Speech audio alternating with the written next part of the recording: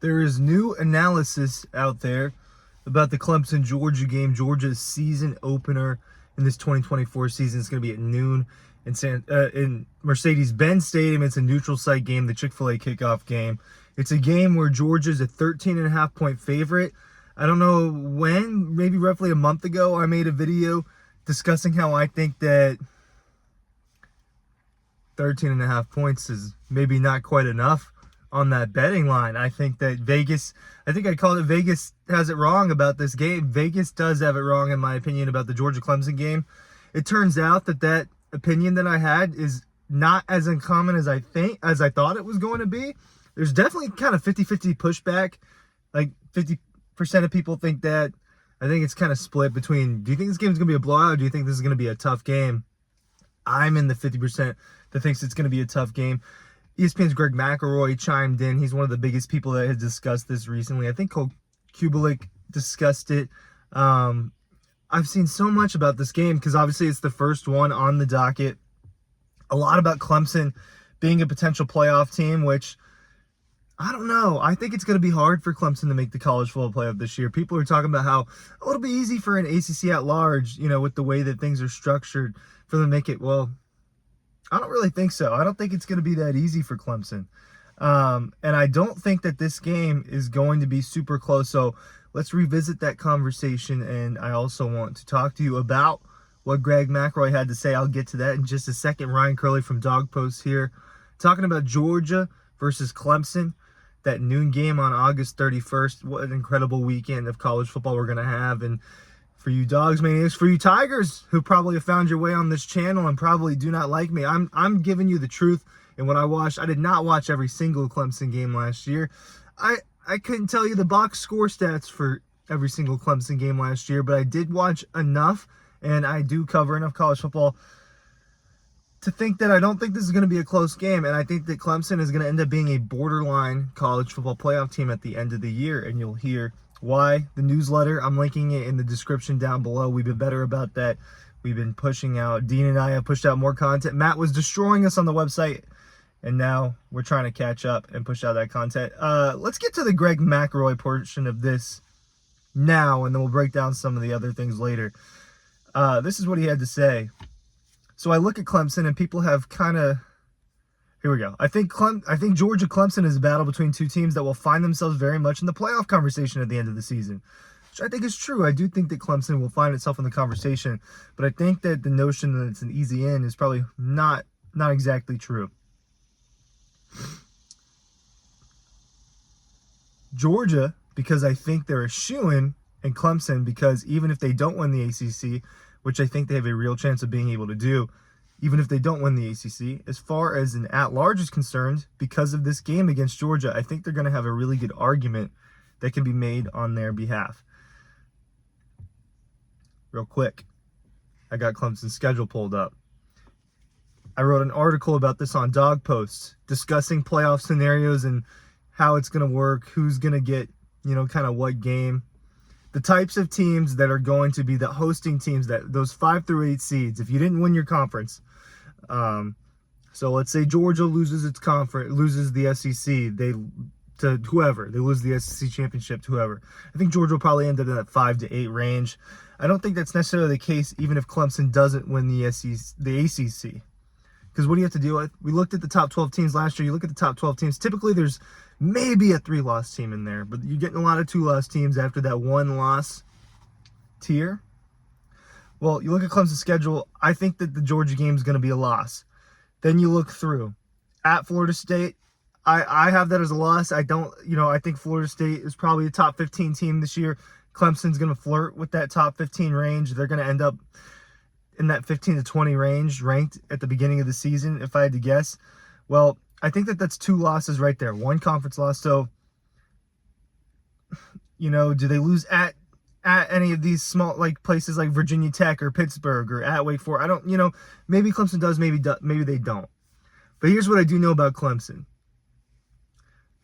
There's always been a good chance that Clemson kind of has this fumble along the way against a team that they're supposed to win, supposed to beat. It happened last year, right? Well, obviously it happened a few times. You lose to Miami in double overtime, at NC State, to Duke. And I don't think this Clemson team is that much better than last year's Clemson team. Maybe just a little bit better. Obviously, a very good defense with a lot of very good defensive players. You get another year of Cade Klubnik and Garrett Riley, and I think that things can be better. But against Georgia, I just don't think it's going to work. And then you look at how this is going to work. Well, there's going to be a couple of SEC at-larges in there. Because Ole Miss is probably going to go 10-2, or Missouri or Alabama. There's just so many teams in the SEC that are going to take up those playoff spots. Then you got to think about, is one Big 12 school going to make it there? There's definitely going to be at least another Big 10 school or two, right? That's where you could get Oregon or Ohio State, and Penn State could be all in that range. There's going to be another conference champion that's guaranteed. There could be another group of 5 school placed up there. So all of a sudden, a lot of playoff spots are being lost. The thing I do know about Clemson, rounding my point out there, is that they drop one of these easy games typically. Even when they had better talent, when they had Trevor Lawrence and Justin Ross and Travis Etienne, when they had Deshaun Watson and Mike Williams, they still dropped those games. And so I don't, that's something that we know that Clemson has done a lot over the last few years, even when they have better talent. So Clemson, borderline playoff team, because I think they could end up losing twice to Florida State. Maybe they avenge one of those, maybe they don't. At the end of the day,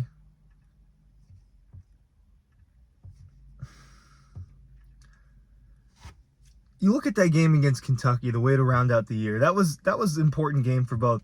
Clemson finished the year out strong with a few wins. Not super impressive, right? Their biggest win in that last 4 stretch was against Tech. And then they play Kentucky. They play an opponent that Georgia has to play. And it's a really good baseline for seeing, how does this team do against this level of talent? How does that team do against this level of talent? Well, what happened between Kentucky and Clemson? For 3 quarters, and I watched this game, for 3 quarters, Kentucky was up 21-10 over Clemson. And Clemson has a 4th quarter explosion where they score 28 points. I was sitting there down in Fort Lauderdale day before or 2 days before, getting ready to cover the Orange Bowl between Georgia and Florida State. And we're watching it in this little media lounge. It wasn't as nice as the media lounge 2 years ago that we got. I'm watching it, and this is just a 4th quarter disaster for Kentucky, and Clemson just flies down the field in 1 quarter and explodes on them. Well, Georgia exploded on Kentucky and all that, kind of in a 1 or 2 quarter span, so maybe that's a little bit more indicative of Kentucky than it is Clemson. It's good to have that feel-good win, but you saw that it took everything that Clemson had in that last game to beat a Kentucky team that Georgia just absolutely manhandled in Sanford Stadium. And I think that's kind of where you have to go back to it. Georgia's offense versus Clemson's defense is really the fun part to watch. That's going to be the fun part to watch on that Saturday. A Georgia offense that I think has the potential to score 45 points per game. All the talent that you have around Carson Beck. You have the Trevor Etienne, all that. You know the story about Clemson's defense is very good. Very good defensive line, very good linebackers.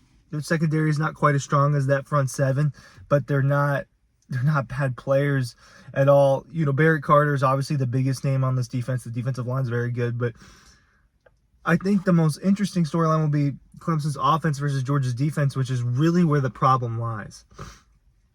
Unless, it's kind of the same notion. Clemson and Georgia are in a similar boat offensively in this light. Another year with a quarterback pairing and an offensive coordinator pairing, another year of starting under the belt. You expect there to be this jump. Klubnik was bad. And it's not the first time he's played, right?